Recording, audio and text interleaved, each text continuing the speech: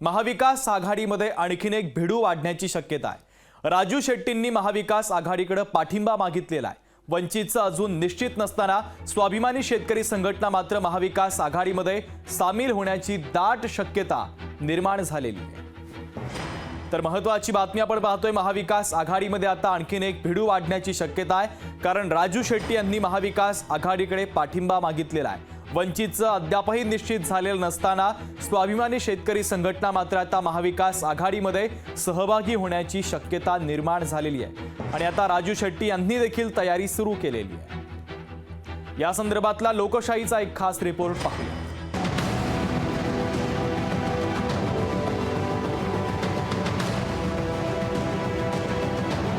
प्रकाश आंबेडकरांचा महाविकास आघाडीमधील समावेशाचं नक्की झालेलं नसताना महाविकास आघाडीत आता नवा भिडू येण्याची शक्यता वाढली आहे। स्वाभिमानी शेतकरी संघटना महाविकास आघाडीमध्ये सामील होण्याची शक्यता आहे। राजू शेट्टींनी उद्धव ठाकरेंची भेट घेऊन हातकणंगलेमध्ये पाठिंबा देण्याची मागणी केली आहे। राजू शेट्टींच्या रूपानं महाविकास आघाडीत आणखीन एका मित्रपक्षाचा समावेश होण्याची दाट शक्यता निर्माण झाली आहे।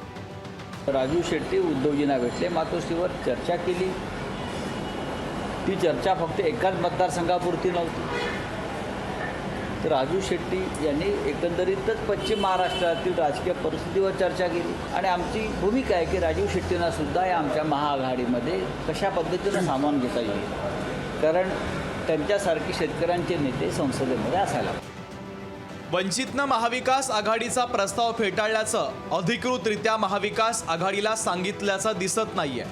4 जागांच्या प्रस्तावावर प्रकाश आंबेडकरांच्या वंचितनं निर्णय कळवायचा आहे असं संजय राऊतांनी पुन्हा सांगितलंय। जागा एखाद दुसरी तिसरी चौथी पाचवी याच्यापेक्षा आपण सगळे एकत्र आहोत या लढ्यामध्ये, हे सिम्बॉलिक का होईना हे दिसणं गरजेचं आहे। आम्ही त्यांना 4 जागा दिलेल्या आहेत, एक प्रस्ताव दिलेला आहे, पण त्याच्यावर चर्चा होऊ शकते म्हणून आम्ही अद्याप आमच्या घोषणा जागा वाटपाच्या केलेल्या नाही।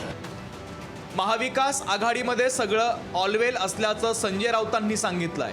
सांगली लोकसभेच्या मोबदल्यात कोल्हापूर काँग्रेसला दिल्याचं शिवसेना युबीटी पक्षानं सांगितलंय, त्यामुळे काँग्रेसची देखील नाराजी दूर करण्यात यश आलंय। काँग्रेस नेते देखील महाविकास आघाडीत मतभेद नसल्याचं सांगू लागले आहेत। काही वादविवाद काही तसा नाही, आम्हाला जवळजवळ सर्व संमती आमच्या झालेल्या आहेत। काही आमच्या मित्र आहेत की ज्यांच्याकरता काही जागेच्या बाबतीत चर्चा करायची आहे। महाविकास आघाडीचं सगळं छान चाललंय असा दावा नेते करतायत। रविवारी रात्री किंवा सोमवारी महाराष्ट्रातल्या जागा जाहीर होतील अशी अपेक्षा करायला आता काही हरकत नाहीये। ज्योत्स्ना गंगणे, लोकशाही मराठी, मुंबई। लोकशाही मराठी, ऐका, पहा, जागरूक रहा।